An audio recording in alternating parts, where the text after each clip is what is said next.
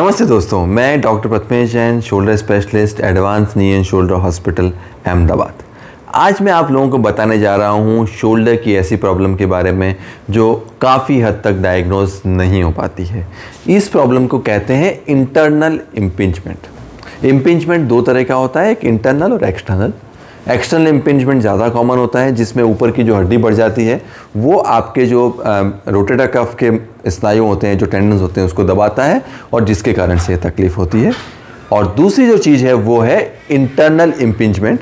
और internal impingement क्या है? इंटरनल इम्पिंजमेंट बेसिकली एक चीज़ है जिसमें आपकी जो ग्रेटर ट्यूबरोसिटी होती है वो आपका जो सॉकेट होता है, जिसको हम ग्लिनॉइड बोलते हैं, उसके पोस्टीरियर सुपीरियर मतलब उसके पीछे वाले पोर्शन से टकराती है और वो वहाँ पे इम्पिंजमेंट करती है। तो इंटरनल इम्पिंजमेंट एक ऐसा फिनोमिनन है जिसके कारण आपको GIRD हो जाता है। अब GIRD क्या है? GIRD का इंग्लिश में फुल फॉर्म होता है जनरलाइज इंटरनल रोटेशन डेफिसिट। मैं आपको ये चीज़ को विस्तार में समझाता हूँ और मैं आप सब लोगों से अनुरोध करूँगा कि ये थोड़ा सा डिफ़िकल्ट टॉपिक है, इसको पूरा देखें तो आप ये समझ पाएंगे कि आप इस प्रॉब्लम को किस तरह से डायग्नोज करें और इसके लिए क्या ट्रीटमेंट करें। तो अगर हम एक नॉर्मल पेशेंट की बात करें, एक आम आदमी की बात करें, तो आपका जो कंधा होता है वो 90 डिग्री बाहर की तरफ जाता है और 90 डिग्री अंदर की तरफ जाता है। मतलब आपका हाथ बाहर इतना जाएगा और अंदर इतना जाएगा, 90 डिग्री और 90 डिग्री, कुल 180 डिग्री का आपका शोल्डर का आर्क होता है, जिसमें आपका जो शोल्डर है वो मूव कर सकता है। परंतु कई पेशेंट्स में कुछ स्पेसिफिक प्रॉब्लम्स के कारण आपका जो मूवमेंट का आर्क है वो कम हो जाता है और इन सब चीज़ों में आपका जो मूवमेंट है वो कम हो जाता है। तो फर्ज करें कि आपका जो लेफ़्ट शोल्डर है वो नॉर्मल है और जब हम इस लेफ़्ट शोल्डर को नीचे की तरफ ले जाएंगे तो ये पूरा चला जाएगा, तो 90 डिग्री का मूवमेंट लेफ़्ट शोल्डर का है। परंतु राइट शोल्डर अगर आपका एबनॉर्मल है और उसमें GIRD है तो ये पूरा अंदर नहीं जा पाएगा और यहाँ पे आके रुक जाएगा।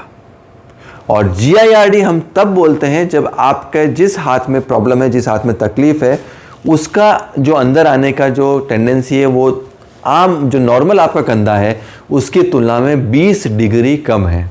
मतलब 70 डिग्री से कम अगर आपका कंधा अंदर की तरफ जा पा रहा है तो इसका मतलब है कि आपको GIRD या जनरलाइज इंटरनल रोटेशन डेफिसिट की तकलीफ है। और ये तकलीफ बहुत कॉमन है। अगर हम इंडियन पेशेंट्स की भी बात करें तो ये काफ़ी कॉमनली देखी जाती है।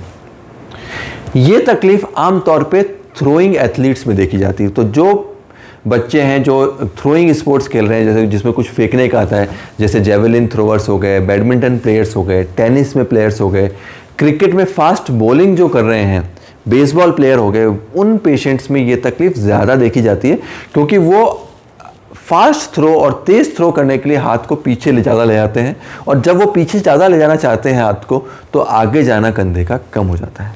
तो अंदर की तरफ जो कंधे का मूवमेंट है वो कम हो जाता है, जिसको हमारी भाषा में GIRD बोलते हैं। और जब ये तकलीफ होती है तो एक बहुत ही स्पेसिफिक चीज़ होती है जिसको बोलते हैं डेड आर्म सिंड्रोम।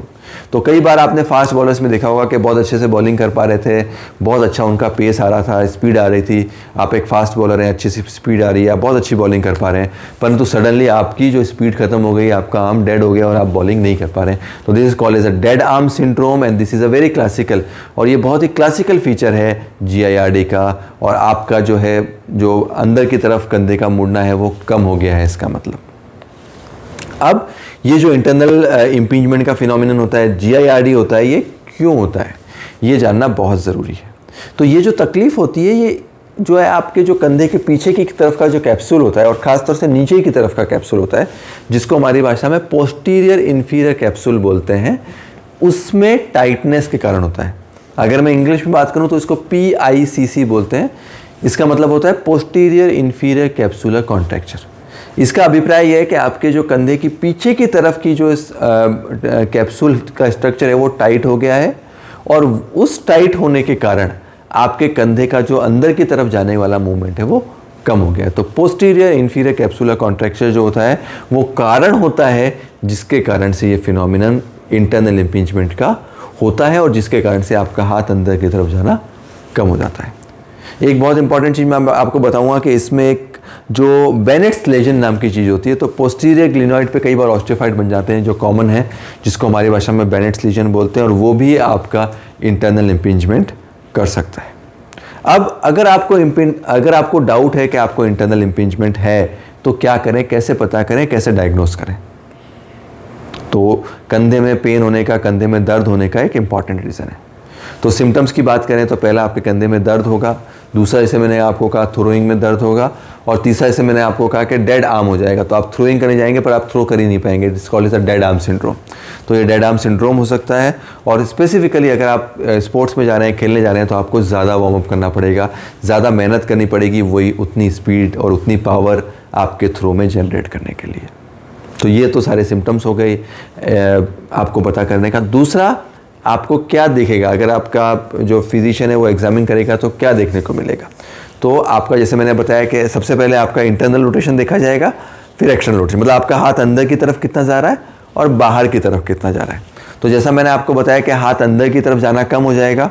अगर ये आपका नॉर्मल हाथ है तो ये पूरा 90 डिग्री तक जा रहा है, परंतु ये हाथ इतना ही जा पाएगा। तो आपका हाथ अंदर जाना कम हो जाएगा और आपका हाथ बाहर की तरफ जाना बढ़ जाएगा। कोई एक्सटर्नल रोटेशन आपका बढ़ सकता है। तो कई केसेस में एक्सटर्नल रोटेशन आपका बढ़ सकता है, कई केस में ना भी बढ़े, ऐसा हो सकता है।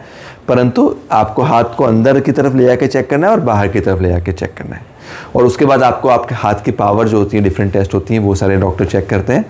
और ड्रॉप आर्म साइन जैसे मैंने बताया वो चेक करते हैं। और उसके बाद एक जो ओब्रायंस टेस्ट होता है या तो फिर एम्प्टी कैन टेस्ट होता है, वो भी डॉक्टर चेक करते हैं, क्योंकि ये जो प्रॉब्लम होती है इसमें कई बार आपका स्लैप टेयर एसोसिएटेड होता है। अब ये सारी बहुत कॉम्प्लिकेटेड चीज़ें, मैं कॉम्प्लिकेटेड वर्डिंग्स बोल रहा हूँ, परंतु आप लोगों के लिए समझने की जो बहुत महत्वपूर्ण बात है वो ये है कि जो हाथ आपका 90 डिग्री अंदर जाना चाहिए, जो नॉर्मल है, वो नहीं जा पाता है और वो जाना कम हो जाता है, जिसके कारण से ये सारी चीज़ें होती।